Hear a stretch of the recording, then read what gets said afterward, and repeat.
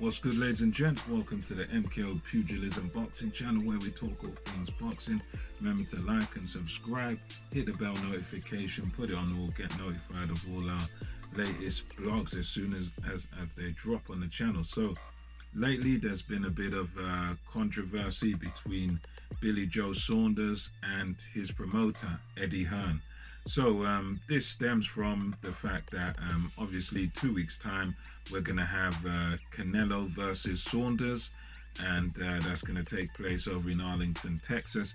And so Billy Joe in an interview with IFL TV was expressing the fact that he's disappointed with his promoter, with Eddie Hearn. I'm going to run through a few of the points that he raised in that video. And the first one was that he was disappointed as he was told that as part of his contract that there was going to be a British judge as one of the three who were going to score his fight in 2 weeks time versus Canelo. And he said that recently he's spoken to Eddie Hearn, and Eddie Hearn said, oh, you know, Billy, I know we had this deal about having a British judge, but it's not going to be allowed. The organization is not going to allow it. So he's been told now that, look, I know we had this deal about a British judge, but now it's not possible. The organization, WBA or whatever, they're not going to allow him to have it. So now he's expressing that, look, he signed on the dotted line and he was promised this British judge, but it's not going to happen, according to Eddie Hearn. He also said that he was disappointed because he believes that his purse, what he's getting paid for the fight, should be much higher than what it is, because according to Saunders, he signed the contract on and agreed the purse on the basis of there being no crowd in attendance. So he's, according to Saunders, he's saying, look, for a crowd, for there being a big crowd there, I charge more.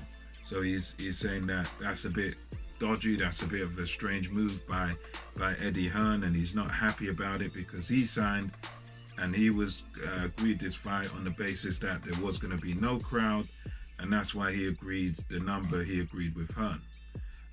But according to, you know, the news on the fight, and even according to what Saunders said, the fact is, for this fight, there's actually going to be not just a crowd, but a very big crowd. There's going to be 70,000 people in attendance on May the 8th in Arlington, Texas, at the AT&T Stadium. So Saunders said, I'm just finding out now it's going to be in front of a big crowd, and we negotiated a certain number based on there not being a crowd there.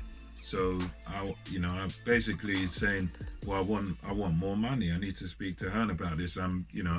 This is a bit unfair here because I've understood it one way, and now now all of a sudden there's going to be this many people, and from what I hear, they've already sold about 60,000 tickets for this. So yeah, that he was disappointed about that. And also the third point that he was quite disappointed about, from what he said in the interview, was that he had an issue with the fact that Eddie Hearn has already got plans in place for Canelo's next fight after Saunders. So he's got plans already, and many of you boxing fans will know this, that there's apparently plans between Hearn and Canelo and to fight Caleb Plant in a unification fight after he beats Billy Joe Saunders. So Saunders was also in this interview expressing big disappointment. He's already planned it as if he's beat me already. He hasn't beat me yet, but yet he's already planning for Canelo to fight another unification after me. And he's, according to Saunders, this is all unfair. This is out of order. How can he be making these plans when he ain't even fought me yet, and he ain't even beat me at all? So how can he be making these plans? How can Eddie Hearn be doing this when I'm his fighter too, and blah blah blah? And how can he do this? So he's disappointed about that. He's not happy about Eddie Hearn having all these plans when the fight hasn't even taken place. But anyway, I digress. So For me personally, I believe, when we hear what Saunders says in this interview, I think there's a few ways of looking at it. My first thought upon seeing the interview, hearing it, was that, to me personally, I don't believe a fighter should be talking the way that he talked in that interview.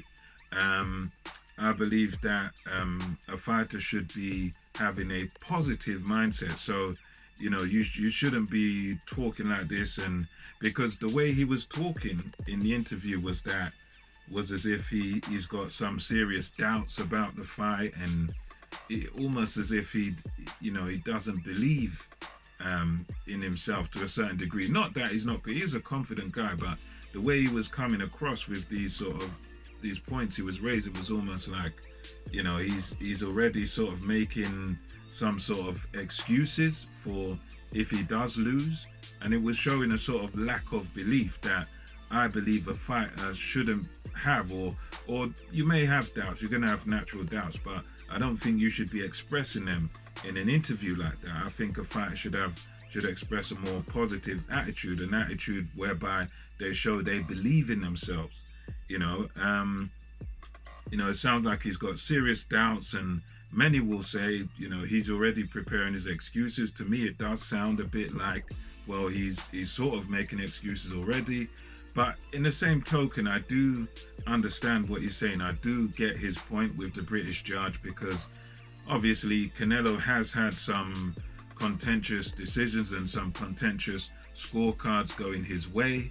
Namely, most people will say against Golovkin in the first fight that most people thought Golovkin won that fight, and yeah, I get that one. That one came out as a draw. I understand that. So you could point to that as a sort of kind of dodgy scorecard in a way. Some of them, I don't think they're a big robbery or anything, but yeah, it's slanted maybe in Canelo's favor. But the big one that I always remember with Canelo, and this is one of the reasons why I sort of understand where Saunders is coming from, was when he got completely outboxed and outclassed by Floyd Mayweather back in the days, and still, in spite of Floyd Mayweather hardly losing a round, one judge scored it to Canelo, not to Canelo, but gave it 114, a draw, and that showed me how much of a superstar Canelo is, and how much sort of favoritism he gets, to the point where, Floyd Mayweather is the money man of the sport back in the days, the highest earning fighter, pound for pound, the best fighter back in those days.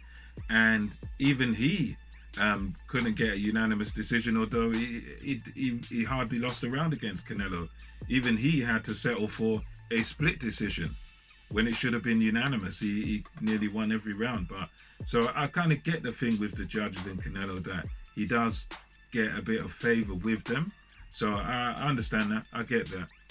And also, when it comes to the thing he said about the purse, I kind of get that in a way too, but at the same time, I do find it slightly strange in light of the fact that Canelo's previous two fights, I think, have been in front of crowds. Not capacity crowds, but even when he boxed Yildirim, which was his last fight, and bashed him up, that fight was in front of a crowd. So I don't get how there could be any confusion there. I think, he should have sort of, or whoever's handling his business should have known that, yeah, this is probably going to be in front of a crowd, because in Texas they've dropped their mask mandate, so it's not even like the UK. We've got some freedoms over here, but over there in Texas they've dropped even the mask mandate, so you don't even have to wear masks. So I would have thought whoever's looking after him, or him himself, would have understood that this is going to be in front of a crowd. This is Canelo. This is probably the biggest name in the sport, either him or Anthony Joshua. So I would have thought he'd be aware of there being a crowd there. But hey ho, hey, that's how it goes. As far as the other complaint he had about Eddie Hearn having these future plans for Canelo, once again, I don't think Saunders should be too disappointed in that, because at the end of the day, this is a standard procedure for promoters when they have superstars on their hands. You know, this would be the same as how Eddie Hearn handles Joshua versus how he handles another heavyweight. You know, when you're dealing with a fighter who's a superstar, you're the promoter, you have to make plans several steps ahead. You know what I mean? That's just how it works. Canelo is a superstar, and not only is he a superstar in terms of his popularity, he's also a brilliant talent. He's such a talented fighter that, you know, you got to do forward thinking and forward planning for him. I think that's just the nature of the beast. I mean, I understand Saunders' point that, yeah, he feels like he's getting dismissed, but at the end of the day, you know, it was the same thing with Frank Warren when you had Joe Joyce versus Daniel Dubois, and Dubois was clearly Frank Warren's favorite, although he promotes both fighters. You know, he was clearly the favorite. The same with Lyndon Arthur and Anthony Yarde. Anthony Yarde was clearly Warren's favorite and everything. You could tell that. Lyndon Arthur wasn't, although I think they're both under Frank Warren, fighting on BT Sport. And that's what happens. There's always an A side and a B side, and the reality is a guy like Canelo is always going to be the A side. And with him, he not only has a popularity, but as I said, he's got the talent as well. He's got that considerable talent that he's kind of head and shoulders above everyone. So you can't really blame Eddie Hearn for planning his next move. What you've got to do is concentrate on doing the fighting and upsetting Canelo and beating him, so that you can be that spanner in the works. I'd say you concentrate on that. You don't complain about him having future plans, because Canelo's a superstar. That's what you do with a superstar. That's how it has to do, you know, with his considerable talents. And the bottom line is, with promoters and fighters, as a fighter, you've got to understand that the promoter is not your friend. The promoter is a businessman who provides a particular service to you, promoting you.